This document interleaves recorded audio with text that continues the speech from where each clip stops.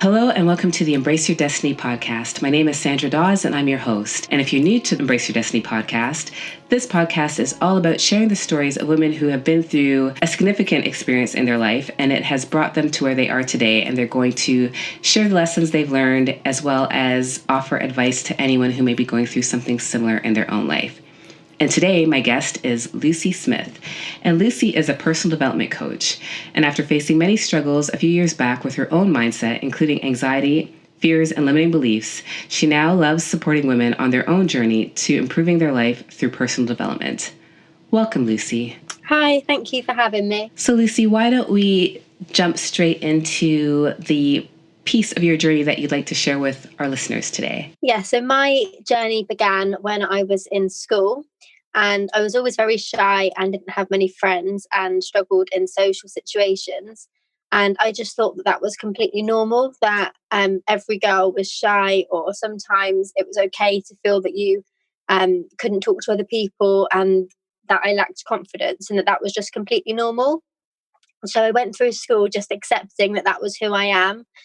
And it wasn't until I left school and I was in my late teens that it began to develop into something a little bit more, and it started having a negative impact on my work life. So I'd struggle to go to work. I'd have a lack of confidence in my ability at work, and it affected me in my sport as well that I play. I play bowls, and it really started to have a negative impact on my performance there as well. And I started just feeling really down and upset and not knowing why. And the day came when I finally sought advice, when I was actually in my 20s by then. And I had a complete meltdown in a supermarket just because my sister had left me in an aisle on my own. And that was when I realised this isn't okay, this isn't normal. And I do need to get some help about this because I can't continue living feeling this way with this much lack of confidence and feeling this much anxiety, which I didn't realize at the time it was anxiety. And I just realized then I couldn't go on like that and something had to change. Right. And so what kind of help did you get? So I phoned the doctors while crying hysterically in my car, wondering how on earth I was even going to drive home because I also had a fear of driving alone. And my sister had, I completely understand now, but at the time I didn't understand. She'd completely panicked at my reaction and my meltdown, didn't know how to handle it, and had left me there on my own. Oh, dear. Yeah. Yeah. Well, yeah, because I'm sure it probably freaked her out as well because she didn't have the tools to help you. Yeah, exactly. So I knew that I had to get some other help because my family didn't know how to handle it. I didn't know how to handle it.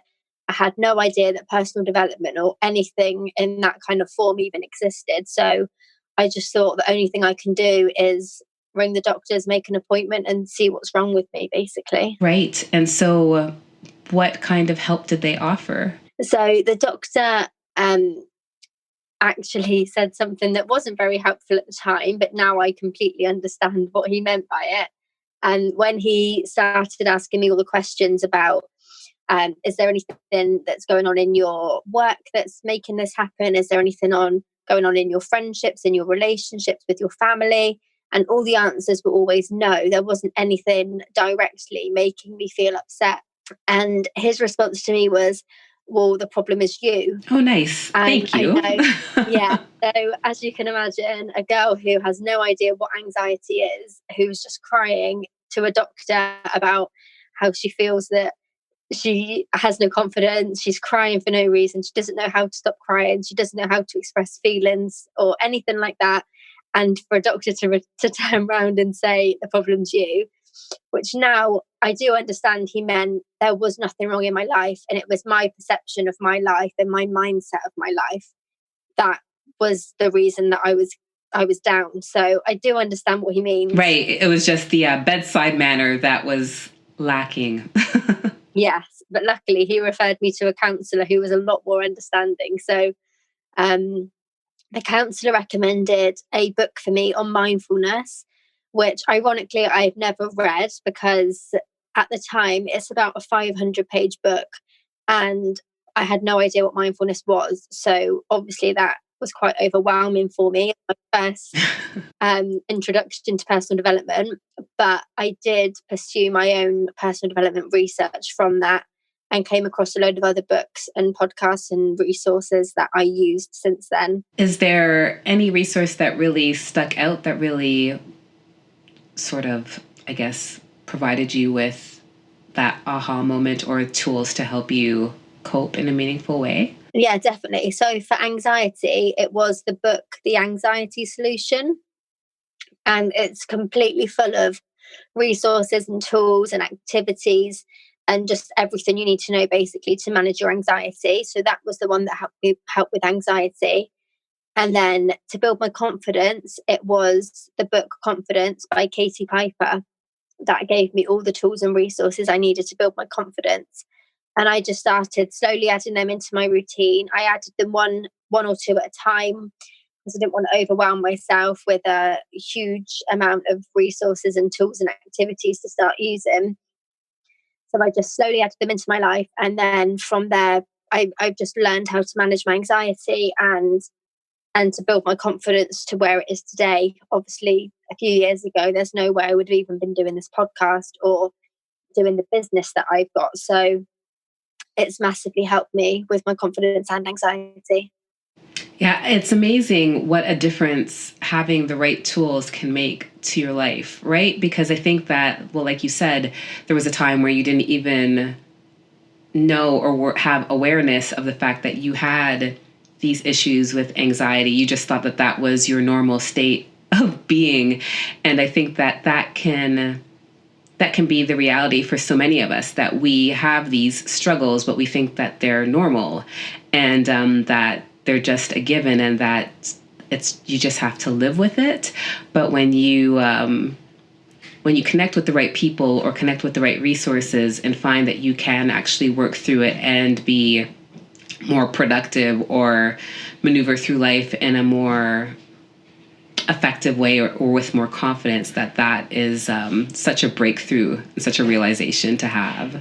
Yeah, definitely. I'm just so glad that I had that realization. And I think the biggest thing that all of your listeners could take away from this is that you can have that realization and you can make that change. And however you're feeling now, it doesn't matter how you're feeling. And if it happens every day and if you feel you can't change it, you definitely can. And there's something out there for you that will help you change that. Yeah, exactly. And would you say that that's the biggest lesson that you've learned out of this experience? Yeah, definitely. I'd say the biggest lesson is just being open, like just being open to personal development and have that open mindset to want to change, because it's quite easy to slip into, like you say, just thinking it's normal when it's everyday life and you're stuck with it forever. But that's quite a fixed mindset to have, really. And you just got to be open to knowing that you can change the way you're feeling. Yeah, I think that sometimes, that discomfort that we have, or those, like that meltdown that you had in the supermarket, those happen to give us that wake up call that something needs to change, right? Because I think that when you get too comfortable with even the things that make us uncomfortable or you're comfortably uncomfortable, that yeah, you can get stuck in this trap of thinking that this is just how things are and there's nothing that you can do to change it.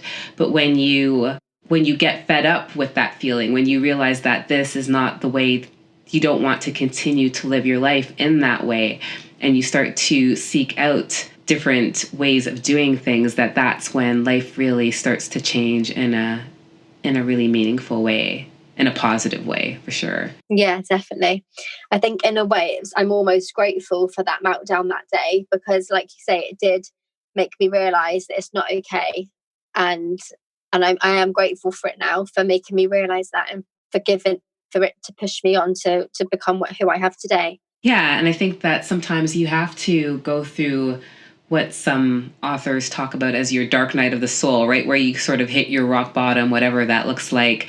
And that's the shakeup that you need to change your life in a positive way, or shift the direction that it was headed in. Because like you said, now you're able to put yourself out there in ways that you probably never would have imagined. Yeah, definitely. 5 or 10 years ago. Yeah, exactly. Well, back in school, I wouldn't even I don't know if you remember if it was the same in your school days, but in mine, we used to obviously have to say yes to the register. And we also did this thing called a reading snake, where you went round the classroom and you had to read anything between a sentence and a page of a book.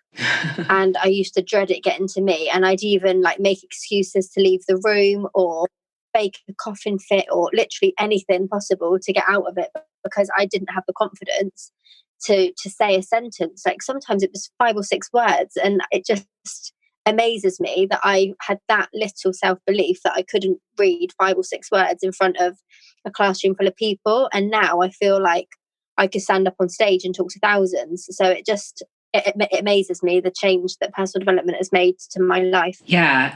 And I think that it all comes back to, being aware of where you're at and knowing that this isn't where you want to be, and taking decisive action to do something about it. Because I think that a lot of times we can want to change, but we're not willing to do the things we really need to do to make those changes, because it's going to push us outside of our comfort zone and challenge us to do things that we never imagined we would. Yeah, definitely. Yeah. Lucy, what advice would you give to somebody who's going through something similar in their own life, who's struggling with anxiety and low self-esteem and self-confidence, and really, keeping themselves playing small and not really stepping into their greatness, really? So I would say for anxiety, the best thing that you can do is to talk to somebody about it. So obviously I got professional help, which I do really recommend if you feel like it is completely out of your control. I do recommend starting there, just because they can give you the support that you need and they're aware of it then. So if you ever do need their support, they're always there for you. But even if it's just a family member or a friend, or me, for example, I have loads of friends and potential clients that message me because they feel like they just need to talk to somebody, and maybe their family doesn't understand, or they don't want to talk to someone that's too close to them. But it's just so important to get it all off your chest and not bottle it up yourself, because I always think of it as like a Coke bottle. If you have all of that going on inside of you and it's bubbling up, and like, say for example, you've shaken the bottle and then you open it, it's all going to explode everywhere. And that's how I feel about anxiety. If you don't let it out, eventually it's going to explode out. But if you open the bottle gradually and just let a little bit out of it, a little bit of the gas out at a time, and you do the same with your words and how you're feeling, then you won't have that explosion, because you'll be letting it out gradually as you need to, and you'll be getting it off your chest, and it will just feel so much better. Yeah, most definitely. Lucy, is there something that's still on your list to do that you haven't done yet? Something that's really going to be a massive leap outside your comfort zone? Yeah, I would probably say the only thing is public speaking, that I do really want to do it. So it's something I know I'll definitely do. I am currently considering contacting my old secondary school and offering a talk to their students, which obviously is going to be huge for me, because last time I was at that school, I was a mess, to be quite honest. So that would be lovely to go back there. But yeah, that is probably the only thing. Obviously, I do podcasts. I'm really comfortable with live video and YouTube. So I've obviously stepped outside my comfort zone so much already with all of those. And I think the final thing to push myself even further would be public speaking. Yeah, which is, people say that it's one of most people's greatest fears, right? Aside from death, is public speaking. So yeah, that's definitely, for me, that was huge. That whole idea of being in front of even 10 people at one point was a big deal for me, because there's the nervousness, there's the, will I have anything important to say or meaningful to say? Will I even make sense? Like, all of those crazy thoughts go through your head, but you realize once you get it done that it's not as big a deal as we create it in our minds to be sometimes. And I think that that's probably been my biggest thing, is that I am the biggest worst case scenario thinker. And I can create all kinds of crazy what ifs in my mind, but it's never as serious as I've created it in my head to be. And I think that that's been my biggest realization when I have, those moments of anxiety or fear about doing something, is that, yeah, the mind is an incredible thing, and it can create all kinds of wild and crazy possibilities, but the chances of them actually happening are usually slim to none. Yeah, exactly. I think that's quite common, isn't it, for a lot of people to think about what's the worst thing that could happen. But that's something that I struggle with. But what I tend to try and do is think about, like, what's the best thing that could happen? What about if, like this podcast, for example, the worst thing that could happen is that I mess up my words, that I don't know, maybe even cry at my story and get a bit emotional. But what's the best thing that could happen? One person could be listening, and this could encourage them to get the support that they need and to make that change in their life. So I always think, for me, the positive massively outweighs the negative. So I always try to focus on that. And then that gets me through it when I'm pushing myself outside my comfort zone and trying new things. Yeah, and I think that that's actually what I encourage my clients to do as well, is to, instead of, asking yourself what if and thinking about worst case scenario, think about all the amazing things that could happen instead, like really shift that perspective. Because I think that when you're able to shift your perspective and stop focusing so much on the negative and really start to think about all the amazing possibilities that could happen instead, that it definitely serves us better than being in that negative mindset so much. Yeah, definitely. Lucy, do you have any other words of wisdom that you want to share with listeners today? Yeah, so the only other thing that there is to say, I suppose, about my journey and how I've come to where I am today is that the way that I've added all of the personal development into my day and into my life is in my morning. So I highly recommend that you do it as soon as you wake up, because it gets you in that right frame of mind for the day. I do have a few friends and clients that like to do it in the evening because they have more time. And they find it just as valuable. But for me, the morning just gets me started in the right day and in the right frame of mind for the day. And it involves things like reading a personal development book. I like to read at least 5 pages every morning, listening to podcasts, some time for meditation, visualization, and journaling. So that is how I start every day, as well as exercise. So yeah, that's the habits that I've currently got in my morning routine. And I add to it as and when I want to. If I'm not enjoying something, then I change it. And I just keep it really open, and just go with what feels good to me, really, and what makes me feel happy.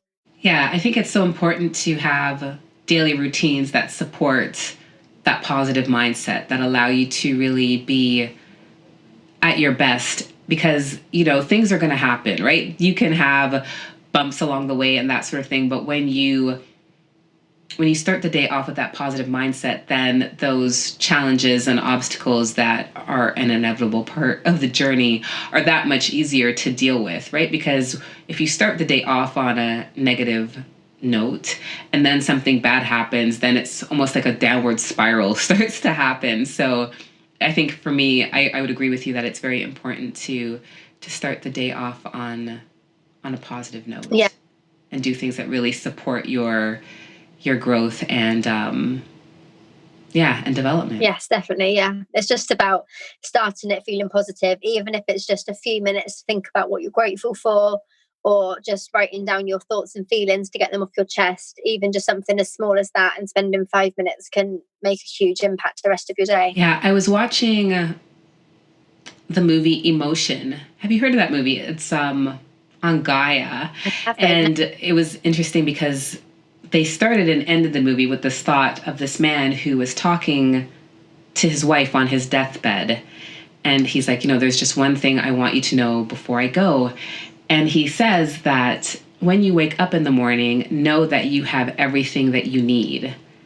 And I love that thought, because I think that so many times you wake up and you think about all the things you have to do, or all the things that are on your list that you haven't done and that sort of thing. But, we really do have everything we need, and all of that material stuff is just sort of gravy or a bonus. But I think that when we, overwhelm ourselves with all the things that we ought to do or should or could do, that I think that helps contribute to that anxiety. Because I think especially in these times where, everybody's on social media and they're creating these illusions of a lifestyle that may or may not be their true reality, that you can feel like you have to catch up or keep up. And I think that it's important to know that you have everything you need. And I think that was probably what that first doctor you were speaking to meant as well, is that, it's not that you're the problem, but the answers that you're looking for within yourself, and you just have to tap into them. Yeah, definitely. Yeah. I love that quote. That's lovely. I might get that printed and put it up somewhere in my room. I like that. Yeah, it's I've decided for 2019 to make more use of my Gaia subscription. So instead of watching mindless television, I'm going to watch movies and stuff that contribute to my personal development.